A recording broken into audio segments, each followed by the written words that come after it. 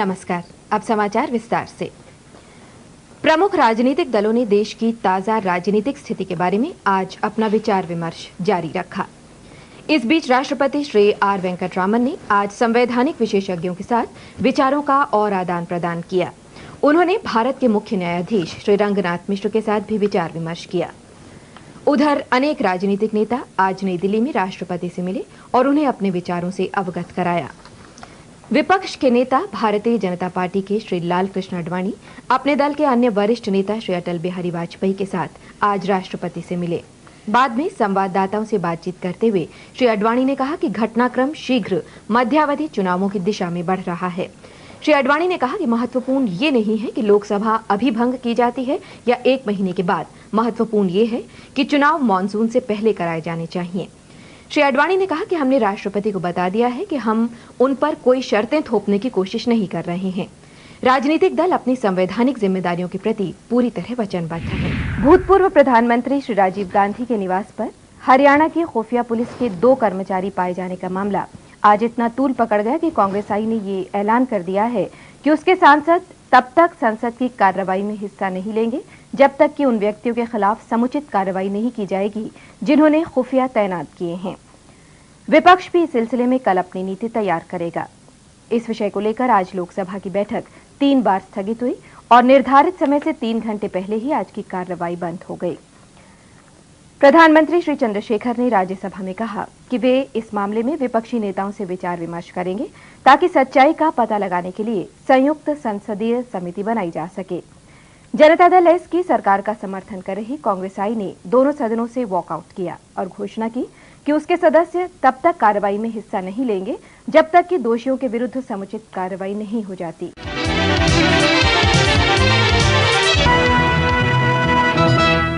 नमस्कार। आज के समाचारों में डॉक्टर शंकर दयाल शर्मा भारत के 9वें राष्ट्रपति निर्वाचित। डॉक्टर शर्मा को प्रोफेसर जी स्वेल के मुकाबले मिले अधिक वोटों का मूल्य लगभग 3,30,000 के बराबर। डॉक्टर शंकर दयाल शर्मा का जन्म 19 अगस्त 1918 को भोपाल में हुआ। 4 दशक के सार्वजनिक जीवन के बाद वे देश के 9वें राष्ट्रपति बने हैं। वे वयोवृद्ध स्वतंत्रता सेनानी हैं जिन्होंने स्वाधीनता के बाद राज्य स्तर पर और केंद्र में कई महत्वपूर्ण पदों पर कार्य किया। पेश है डॉक्टर शंकर दयाल शर्मा का जीवन वृत्त। केंद्र इलाहाबाद उच्च न्यायालय के आदेशों पर अमल के बारे में उत्तर प्रदेश सरकार की रिपोर्ट की प्रतीक्षा कर रहा है। केंद्रीय गृह मंत्री श्री एस चौहान ने आज राज्यसभा में ये बात कही।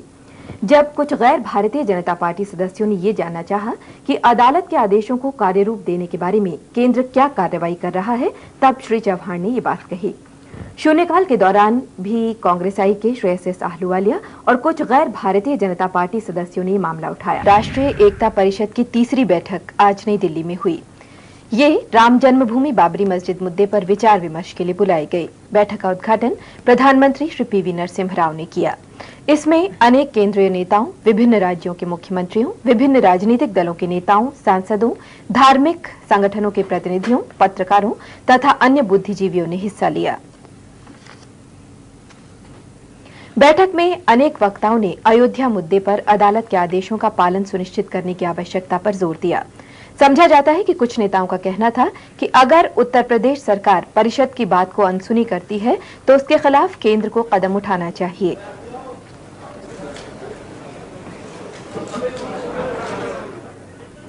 प्रधानमंत्री ने अपने आरंभिक वक्तव्य में राष्ट्रीय एकता परिषद से राम जन्मभूमि बाबरी मस्जिद मुद्दे पर कोई रणनीति सुझाने को कहा है। उन्होंने कहा कि वे इस मुद्दे के सभी पहलुओं पर पूर्ण बहस के पक्ष में हैं ताकि इसका कोई सद्भावपूर्ण हल निकाला जा सके। अयोध्या में शिलान्यास स्थल पर कल शाम 4 बजे से निर्माण कार्य रोक दिया जाएगा। आज दोपहर बाद अयोध्या में संसद सदस्य महंत अवैधनाथ ने एक संवाददाता सम्मेलन में ये घोषणा की। उन्होंने कहा कि अब कार सेवा एक अन्य स्थल पर होगी जहां लक्ष्मण मंदिर बनाया जाएगा। इस संवाददाता सम्मेलन में सभी संत और महंत और विश्व हिंदू परिषद के महासचिव श्री अशोक सिंघल उपस्थित थे। श्री सिंघल ने कहा कि प्रधानमंत्री श्री नरसिम्हा राव के आश्वासन और अपील के जवाब में शिलान्यास स्थल पर निर्माण कार्य रोकने का फैसला किया गया। श्री सिंघल ने कहा कि प्रधानमंत्री इस समस्या को सुलझाने के प्रति गंभीर लगते हैं। संतों ने प्रधानमंत्री से ये अनुरोध किया कि केंद्र इस समस्या को 3 महीने के अंदर सुलझाने के हर संभव प्रयास करे। दूरदर्शन संवाददाता देश किरण मेहता ने खबर दी है कि लक्ष्मण मंदिर के निर्माण के लिए कल से जहां कार सेवा शुरू होने वाली है, वो जगह विवाद रहित है। ये वो क्षेत्र है जहां राज्य सरकार ने रामकथा पार्क के विकास के लिए 40 एकड़ जमीन अधिग्रहित की है। भारतीय जनता पार्टी ने अयोध्या के मसले पर प्रधानमंत्री श्री पीवी नरसिम्हा राव और संतों और महंतों के बीच हुई बातचीत को एक उचित कदम बताया है। 25वें ओलंपिक खेल अब से कुछ ही घंटे बाद स्पेन में बार्सिलोना में शुरू होने जा रहे हैं। दुनिया के अब तक के सबसे बड़े खेल समारोह की शुरुआत एक तीरंदाज के अग्निबाण से ओलंपिक मशाल प्रज्वलित करके होगी। ओलंपिक खेलों की परंपरा के अनुसार ये मशाल ग्रीस के प्राचीन नगर ओलंपिया से मेजबान नगर तक लाई जाती है। इस मशाल के बार्सिलोना में स्वागत के लिए करीब 5 लाख लोग कल नगर की सड़कों पर इकट्ठा हो गए थे। ओलंपिक मशाल को यात्रा के अंतिम चरण में समुद्री मार्ग से बार्सिलोना लाया गया। इस अवसर पर आतिशबाजी का शानदार प्रदर्शन किया गया।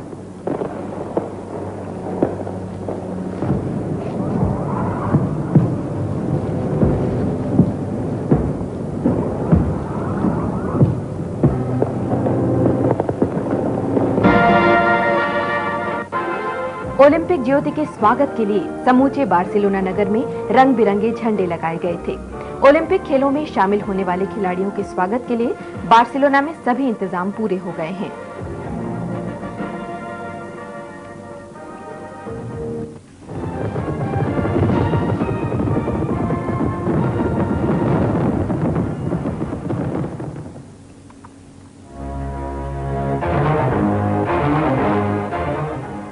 दो सप्ताह तक चलने वाले इस खेल समारोह में दुनिया के 170 से अधिक देशों के करीब 15,000 खिलाड़ी 25 प्रतिस्पर्धाओं में हिस्सा लेंगे। बार्सिलोना ओलंपिक की सबसे बड़ी विशेषता ये है कि कई वर्षों बाद पहली बार बिना किसी बहिष्कार या विरोध के खिलाड़ी प्रतियोगिताओं में हिस्सा लेंगे। क्यूबा के ताकतवर मुक्केबाज इस बार बार्सिलोना ओलंपिक में हिस्सा ले रहे हैं। दक्षिण अफ्रीका को भी इन खेलों में शामिल कर लिया गया है। इथियोपिया के मैराथन धावकों सहित कुवैत और इराक के खिलाड़ी भी उद्घाटन समारोह में दुनिया के अन्य खिलाड़ियों के साथ कदम से कदम मिलाकर चलेंगे। बार्सिलोना ओलंपिक खेल प्रतियोगिता का नारा होगा, जीवन भर के साथी। भारतीय खिलाड़ियों का ओलंपिक स्वर्ण पदक के लिए होड़ का सिलसिला कल हॉकी प्रतियोगिता से शुरू होगा। इस प्रतियोगिता के पहले मैच में भारत का मुकाबला जर्मनी से होगा। दूरदर्शन ने ओलंपिक खेलों के उद्घाटन समारोह के सीधे प्रसारण की व्यवस्था की है। इसे आज रात 11:30 बजे से देखा जा सकता है। राज्यसभा में आज सरकार ने जोरदार शब्दों में इस बात का खंडन किया कि केंद्रीय जांच ब्यूरो के संयुक्त निदेशक श्री के माधवन के काम में कोई हस्तक्षेप किया गया है। श्री माधवन प्रतिभूति घोटाले के बारे में जांच कर रहे हैं। गृह मंत्री श्री एस बी चौहान ने सदन को बताया कि श्री माधवन ने निजी कारणों से सेवानिवृत्ति चाहिए है। उन्होंने कहा कि श्री माधवन को जांच के काम में पूरी आजादी दी गई और इसके लिए उन्होंने जितना स्टाफ मांगा वो उन्हें उपलब्ध कराया गया। संसद के दोनों सदनों में आज इस मामले पर बहुत हंगामा हुआ, जिसके कारण राज्यसभा की कार्यवाही 1 घंटे के लिए स्थगित करनी पड़ी और लोकसभा में प्रश्नोत्तर का कार्य नहीं हो पाया। विपक्ष के उत्तेजित सदस्यों ने सरकार पर ये आरोप लगाया कि वो घोटाले से संबंध रखने वाले कुछ प्रभावशाली व्यक्तियों को बचाना चाहती है, लेकिन श्री चौहान ने इस बात से इनकार किया। सदस्यों ने यह भी आरोप लगाया कि जांच के काम में श्री माधवन पर दबाव डाला गया है। हालांकि प्रधानमंत्री ने यह आश्वासन दिया था कि ऐसा नहीं किया जाएगा। जनता दल ने मांग की है कि केंद्रीय जांच ब्यूरो के संयुक्त निदेशक श्री माधवन की रक्षा का पर्याप्त प्रबंध किया जाए। पार्टी के प्रवक्ता श्री हरिकिशोर सिंह ने आज नई दिल्ली में संवाददाताओं से कहा कि मेरी सूचना के अनुसार श्री माधवन सुरक्षित नहीं है। उन्होंने इस बात के लिए सरकार की आलोचना की कि श्री माधवन को बदनाम करने की कोशिश की गई है। लोकसभा में आज प्रतिभूति घोटाले के बारे में जब आगे बहस हुई तो सरकार की कड़ी आलोचना की गई।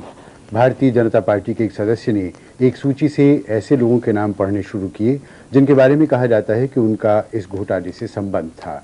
इस पर सदन में शोर शराबा शुरू हो गया। कांग्रेसी सदस्यों ने इस पर जोरदार आपत्ति की। विख्यात सितार वादक पंडित रविशंकर को मैग्से से पुरस्कार देने की घोषणा। दिल्ली में 3 उग्रवादी गिरफ्तार।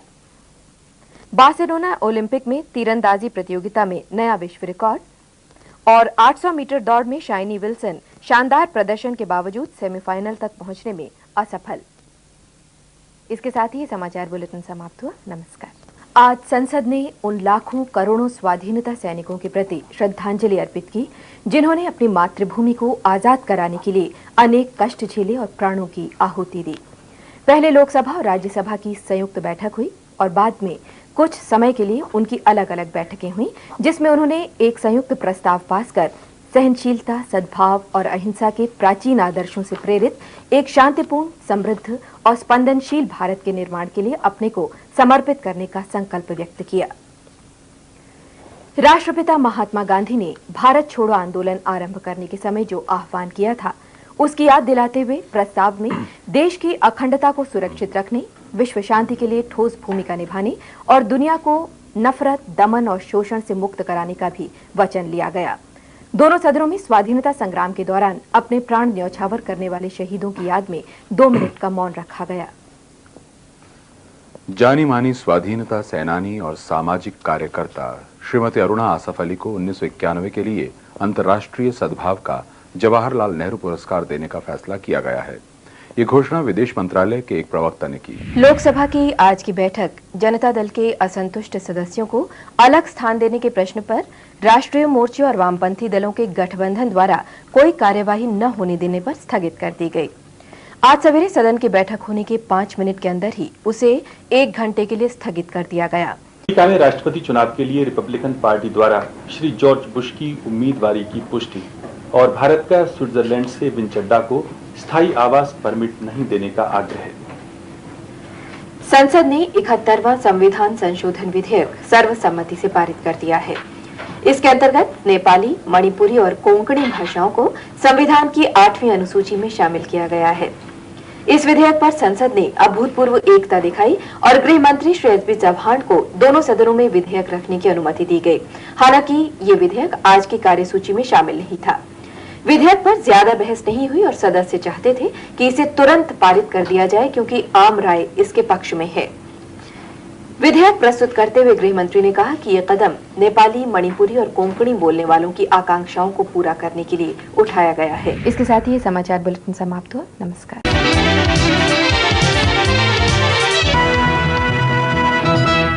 प्रधानमंत्री श्री पीवी नरसिम्हा राव ने आज जम्मू कश्मीर की स्थिति के बारे में वरिष्ठ नागरिकों, प्रशासनिक अधिकारियों, राजनयिकों और पत्रकारों से बातचीत की।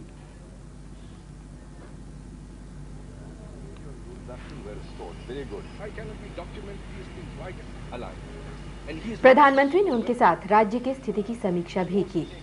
इस बैठक का उद्देश्य कश्मीर घाटी में सामान्य स्थिति की बहाली के उपायों पर विचार विनिमय करना था। निर्वाचन आयोग ने आज 5 राज्यों और राष्ट्रीय राजधानी क्षेत्र दिल्ली में स्वतंत्र और निष्पक्ष विधानसभा चुनाव कराने के लिए कानून और व्यवस्था की स्थिति, केंद्रीय बलों की तैनाती और केंद्रीय प्रेक्षकों की नियुक्ति की समीक्षा की।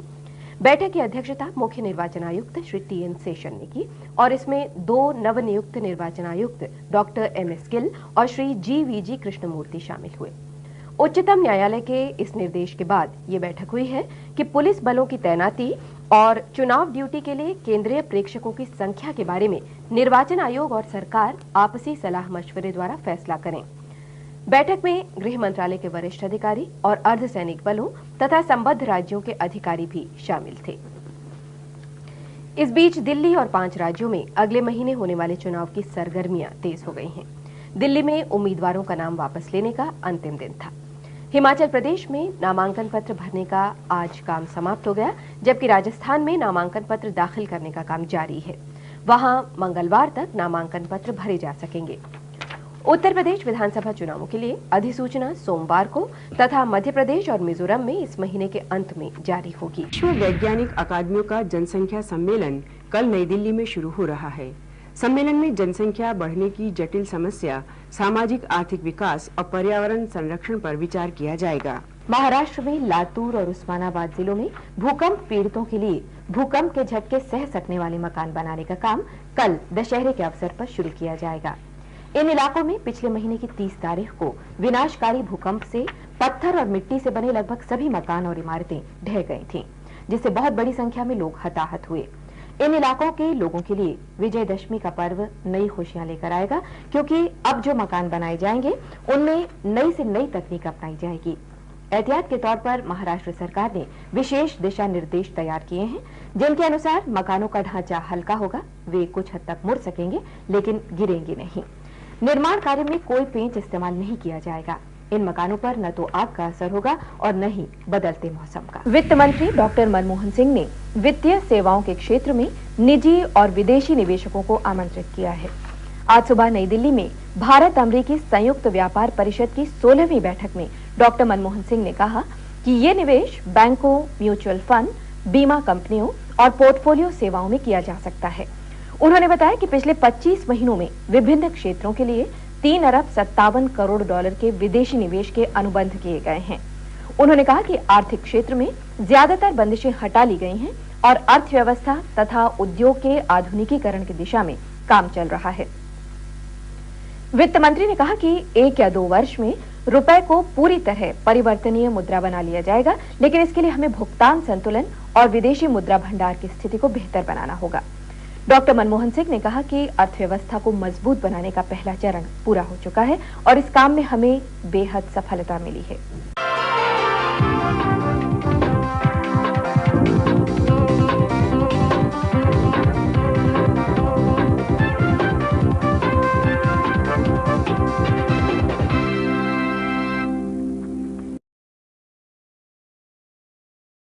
नमस्कार, इस बुलेटिन के मुख्य समाचार।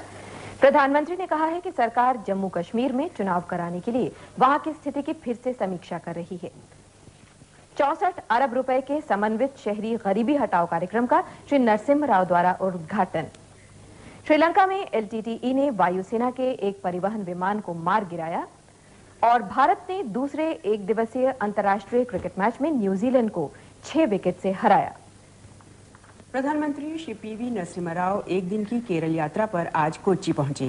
उच्चतम न्यायालय ने 1991 से लेकर 1995 के बीच विशेष आधार पर बिना बारी के सरकारी मकान अलॉट करने के मामले की जांच के आदेश दिए हैं। ये जांच नियंत्रक और महालेखाकार करेंगे। इस बारे में निर्णय आज सार्वजनिक हित की याचिका पर 2 न्यायाधीशों की खंडपीठ ने किया। न्यायालय ने शहरी विकास मंत्रालय के संपदा निदेशालय के एक विशेष जांच दल को भी निर्देश दिया है कि वो सरकारी आवासों को किराए पर उठाए जाने के आरोपों की जांच करे। संपदा निदेशालय को इस बारे में अपनी रिपोर्ट 6 सप्ताह के भीतर ही देनी होगी और साथ में उन लोगों के नाम भी बताने होंगे जिन्हें सरकारी मकान अलॉट किए गए हैं। मुकदमे की कार्रवाई के दौरान एक न्यायाधीश ने कहा कि 5 साल की सेवा पूरी करने के बाद सरकार सभी कर्मचारियों को या तो मकान अलॉट करे या फिर बाजार दर से किराया दे। राज्य विद्युत मंडल के एक प्रवक्ता के अनुसार कल रात से राज्य के ग्रामीण क्षेत्रों में भी बिजली की सप्लाई शुरू कर दी गई थी। शहरी क्षेत्रों में कल दोपहर बाद से ही बिजली मिलनी शुरू हो गई थी। प्रवक्ता ने बताया कि राज्य स्थित विद्युत संयंत्रों में उत्पादन शुरू करके स्थिति पर काबू पाया गया है। बांग्लादेश में आम चुनाव 18 जनवरी के स्थान पर 7 फरवरी को कराए जाने की घोषणा के बावजूद सरकार और विपक्षी दलों के बीच पिछले 21 महीनों से चले आ रहे राजनीतिक संकट का समाधान नहीं हो पाया है। बांग्लादेश में विपक्षी दल मांग कर रहे हैं कि प्रधानमंत्री बेगम खालिदा जिया चुनावों से पहले त्यागपत्र दें और चुनाव कराने के लिए काम चलाऊ सरकार बनाई जाए।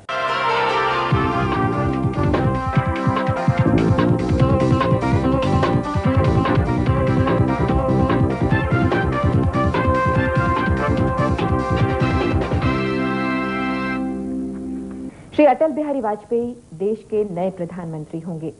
71 वर्षीय श्री वाजपेयी को कल दोपहर 12 बजे राष्ट्रपति भवन में भारत के 11वें प्रधानमंत्री के रूप में शपथ दिलाई जाएगी। वे 11वीं लोकसभा में सबसे अधिक सीटें जीतने वाली भारतीय जनता पार्टी के संसदीय दल के नेता हैं। उनकी पार्टी पहली बार केंद्र में सरकार बना रही है। राष्ट्रपति डॉक्टर शंकर दयाल शर्मा ने आज दोपहर बाद श्री वाजपेयी सरकार गठित करने और इस महीने की 31 तारीख तक अपना बहुमत सिद्ध करने को कहा। हमारे संवाददाता रवि रामकृष्णा के अनुसार आज जैसे ही श्री वाजपेयी को सरकार गठित करने के लिए आमंत्रित किए जाने की खबर मिली, राजधानी दिल्ली में भारतीय जनता पार्टी मुख्यालय और श्री वाजपेयी के निवास पर जमा पार्टी कार्यकर्ताओं में खुशी की लहर दौड़ गई। इसके बाद पार्टी मुख्यालय में नेताओं के पहुंचने का सिलसिला शुरू हो गया। भारतीय जनता पार्टी के नेताओं को इस बात का पूरा यकीन है कि वे लोकसभा में पर्याप्त बहुमत जुटा लेंगे। भारतीय जनता पार्टी के संसदीय बोर्ड ने केंद्र में श्री अटल बिहारी वाजपेयी के नेतृत्व में सरकार बनाने के आमंत्रण को स्वीकार कर लिया है। बोर्ड ने श्री वाजपेयी के नेतृत्व में जन आकांक्षाओं को मूर्त रूप देने का भी संकल्प लिया। हमारे संवाददाता मयंक अग्रवाल के अनुसार संसदीय बोर्ड और पार्टी के केंद्रीय पदाधिकारियों की संयुक्त बैठक में आज इस बारे में एक प्रस्ताव पारित किया गया। प्रस्ताव में कहा गया है कि ये जनादेश परिवर्तन, बेहतर सरकार, विकेंद्रीकरण के लिए तथा भ्रष्टाचार के खिलाफ है। बाद में पत्रकारों को संबोधित करते हुए श्री वाजपेयी ने कहा कि वे निर्धारित समय में अपना बहुमत सिद्ध करने में सफल होंगे।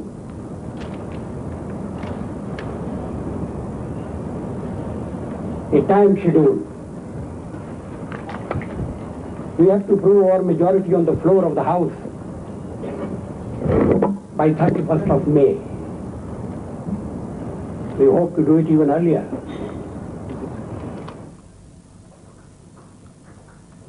उन्होंने कहा कि जाति और धर्म के आधार पर कोई भेदभाव नहीं किया जाएगा। दूरदर्शन कल केंद्रीय मंत्रिमंडल के शपथ ग्रहण समारोह का सीधा प्रसारण करेगा। इसे दूरदर्शन के पहले, दूसरे और तीसरे चैनल पर सुबह 11:55 से देखा जा सकेगा। डॉक्टर मुरली मनोहर जोशी ने कल लाजपत नगर में हुई बम विस्फोट की घटना को पाकिस्तानी एजेंटों की करतूत बताते हुए इसकी कड़ी निंदा की है। उन्होंने इसे जघन्य अपराध और कायरतापूर्ण कदम बताया है। डॉक्टर जोशी ने आज नई दिल्ली में जारी एक बयान में कहा कि पाकिस्तान समर्थित तत्व कश्मीर में चुनाव प्रक्रिया में बाधा पहुंचाने के अपने प्रयासों में असफल होने के बाद अब भोले भाले लोगों को अपना निशाना बनाने लगे हैं। गृह मंत्री और गृह सचिव ने आज अलग अलग इस घटना की समीक्षा भी की। असम में कोकराझार और समीपवर्ती बोंगाईगांव जिलों में स्थिति कुल मिलाकर तनावपूर्ण तथा नियंत्रण में बताई गई है। इन दोनों जिलों में शांति बनाए रखने के लिए सेना नागरिक प्रशासन की मदद कर रही है। सेना राहत कार्यों में भी जुटी है। 2 लाख से भी ज्यादा बेघर लोगों ने शरणार्थी शिविरों में शरण ले रखी है। कश्मीर घाटी के अनंतनाग और बारामूला संसदीय क्षेत्रों में आतंकवादियों की धमकियों के बावजूद मतदाताओं ने आज बिना किसी भय के मताधिकार का प्रयोग किया। चुनाव आयोग के अनुसार बारामूला संसदीय क्षेत्र में 35 से 40% तक मतदान हुआ, जबकि अनंतनाग संसदीय क्षेत्र में ये 40 से 45% के बीच रहा। हमारे श्रीनगर संवाददाता बशीर मलिक के अनुसार दोपहर 2 बजे तक कुछ मतदान केंद्रों पर 60% से अधिक वोट डाले जा चुके थे। मतदान शांतिपूर्ण रहा। घाटी से हमारे संवाददाता बीएन बेताब ने खबर दी है कि ऑल पार्टी हुर्रियत कॉन्फ्रेंस और कुछ आतंकवादी संगठनों ने घाटी में मतदान के खिलाफ 5 दिन के बंद का आह्वान किया था। फिर भी लोगों में चुनाव के प्रति उत्साह में कोई कमी नहीं आई। संगमा लोकसभा के नए अध्यक्ष चुने गए हैं। उन्हें आज सवेरे लोकसभा में सभी दलों की ओर से सर्वसम्मति से अध्यक्ष चुना गया। संयुक्त मोर्चा और कांग्रेस के सदस्यों ने उनके पक्ष में 13 प्रस्ताव रखे। अस्थायी अध्यक्ष श्री इंद्रजीत गुप्त ने ध्वनिमत से उनके सर्वसम्मति से चुने जाने की घोषणा की। 48 वर्षीय श्री संगमा देश के संसदीय इतिहास में सबसे कम आयु के अध्यक्ष चुने गए हैं। उत्तरी भारत में तेज गर्मी पड़ रही है और इससे जानवर भी पीड़ित हैं। पटना चिड़ियाघर के बाघ गर्मी और उमस से परेशान हैं। पिछले 10 सालों से उनकी देखभाल करने वाले श्री राम प्यारे इन बाघों को गर्मी से बचाने के लिए सभी उपाय कर रहे हैं। वो उन्हें पिंजड़े के बाहर निकालकर घुमाने के लिए भी ले जाते हैं। इंग्लैंड के शहर मैनचेस्टर में आज सवेरे एक कार बम विस्फोट हुआ, जिससे काफी नुकसान हुआ और कम से कम 100 लोग घायल हो गए। इसके पीछे आयरिश रिपब्लिकन आर्मी का हाथ होने का संदेह है। पुलिस ने बताया कि उसे टेलीफोन पर सूचना मिली थी कि कार में बम लगाया गया है। जिस समय बम जांच दस्ता कार में बम की जांच कर रहा था, उस समय इसमें अचानक विस्फोट हो गया। टेलीफोन पर चेतावनी मिलने के बाद एक शॉपिंग सेंटर को खाली करा दिया गया और लोगों को वहां से हटा दिया गया। इसके बावजूद कई लोग बुरी तरह घायल हो गए। विस्फोट की आवाज कई मील दूर तक सुनाई दी और चारों तरफ काले धुएं का गुबार छा गया। पुलिस के अनुसार टेलीफोन पर चेतावनी के समय जिस शब्द का इस्तेमाल किया गया, उससे पता चलता है कि ये बम आयरिश रिपब्लिकन आर्मी द्वारा लगाया गया था। मनुष्य के आवास के बारे में संयुक्त राष्ट्र के सम्मेलन में ग्रामीण क्षेत्रों में जीने की स्थिति में सुधार और लोगों के आवास के लिए और अधिक धन जुटाने का आह्वान किया गया है। तुर्की में इस्तांबुल में आयोजित ये शिखर सम्मेलन आज समाप्त हो गया। सम्मेलन में स्वीकृत घोषणा पत्र में कहा गया है कि ग्रामीण क्षेत्रों में रोजगार के अवसर बढ़ाए जाने चाहिए। सम्मेलन में भारत की ये राय मान ली गई कि ग्रामीण क्षेत्रों से शहरों में लोगों के स्थानांतरित होने में कमी लाने के प्रयास होने चाहिए। 14 सूत्री घोषणा पत्र में विश्व भर में लोगों के जीवन स्तर में सुधार के लिए राष्ट्रीय और अंतर्राष्ट्रीय स्तर पर सहयोग का भी आह्वान किया गया। श्री सोमनाथ चैटर्जी और समाजवादी पार्टी के श्री मुलायम सिंह यादव ने प्रस्ताव के पक्ष में अपने विचार रखे। दूसरी ओर अकाली दल के श्री सुरजीत सिंह बरनाला ने प्रस्ताव के विरोध में अपनी बात रखी। लोकसभा अध्यक्ष श्री पीए संगमा ने आज सदन की अवधि 1 घंटा और बढ़ाने की घोषणा की। श्री हेगड़े को पार्टी से निकाले जाने पर प्रतिक्रिया व्यक्त करते हुए कर्नाटका के उच्च शिक्षा मंत्री श्री सोमशेखरन ने बेंगलुरु में दूरदर्शन को बताया कि ये फैसला दुर्भाग्यपूर्ण है।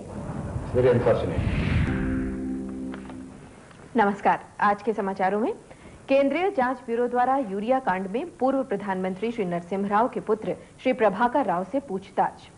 कर्नाटका के मुख्यमंत्री श्री जे.एच. पटेल जनता दल से श्री रामकृष्ण हेगड़े के निष्कासन से उत्पन्न स्थिति के समाधान के प्रति आशावान। कांग्रेस हाईकमान का पार्टी की राज्य इकाइयों को कामकाज में स्वायत्तता देने का फैसला। बांग्लादेश में नई सरकार के गठन की सरगर्मियां जारी और दक्षिण भारत के कई राज्यों में तेज वर्षा से जनजीवन प्रभावित। रेल मंत्री श्री रामविलास पासवान ने कहा है कि पूर्वोत्तर क्षेत्र में रेलों के विकास को प्राथमिकता दी जाएगी। ये आश्वासन उन्होंने पूर्वोत्तर क्षेत्र के 25 संसद सदस्यों को दिया। ये संसद सदस्य आज नई दिल्ली में उनसे मिलने गए। उन्होंने तेज गति के संचार के बुनियादी ढांचे के विकास की आवश्यकता पर भी जोर दिया। 5 यूरोपीय देशों के राजदूतों ने आज कश्मीरी विस्थापितों के शिविरों का दौरा किया। विस्थापितों ने उन्हें पाकिस्तान समर्थित उग्रवादियों की वजह से झेले गए कष्टों के बारे में बताया। आयरलैंड, इटली, स्पेन, नेदरलैंड और फ्रांस के राजदूत दिल्ली वापस आने से पहले कल जम्मू में विभिन्न राजनीतिक दलों और संगठनों के नेताओं से मुलाकात करेंगे। राजदूतों ने इससे पहले श्रीनगर में विभिन्न राजनीतिक दलों और संगठनों के नेताओं से पिछले 2 दिनों में बातचीत की। नमस्कार, इस बुलेटिन के मुख्य समाचार। देश से गरीबी दूर करने के काम को सर्वोच्च प्राथमिकता दिए जाने की प्रधानमंत्री की घोषणा। राष्ट्र के नाम अपने संदेश में श्री देवेगौड़ा का आर्थिक विकास को तेज करने और औद्योगिक विकास दर को 12% बनाए रखने पर जोर। इंदिरा कांग्रेस तिवारी की तमिलनाडु शाखा का भारतीय राष्ट्रीय कांग्रेस में शामिल होने का फैसला। देश के दक्षिणी और पश्चिमी हिस्सों में समुद्री तूफान से आई भारी वर्षा से सामान्य जनजीवन प्रभावित और रूस से प्राप्त प्रारंभिक सूचनाओं के अनुसार राष्ट्रपति पद के चुनाव में भारी मतदान। नमस्कार, समाचार अब विस्तार से। प्रधानमंत्री श्री एच.डी. देवेगौड़ा ने गरीबी दूर करने तथा आर्थिक विकास की प्रक्रिया तेज करने के काम को सर्वोच्च प्राथमिकता देने की घोषणा की है। अंत में मुख्य समाचार एक बार फिर। असम और राजस्थान में बाढ़ की स्थिति अभी भी गंभीर। प्रधानमंत्री ने कहा है कि बाढ़ और सूखे की समस्या का स्थायी हल निकाला जाएगा। यूरिया घोटाले की जांच का काम धीमा करने के आदेश देने का श्री देवेगौड़ा द्वारा खंडन। उत्तर प्रदेश विधानसभा के लिए समाजवादी पार्टी संयुक्त मोर्चे में शामिल अन्य दलों के साथ मिलकर चुनाव लड़ेगी। और यूरोपीय फुटबॉल चैंपियनशिप के फाइनल में जर्मनी और चेक गणराज्य के बीच आज मुकाबला। इसके साथ ही समाचार बुलेटिन समाप्त हुआ। नमस्कार।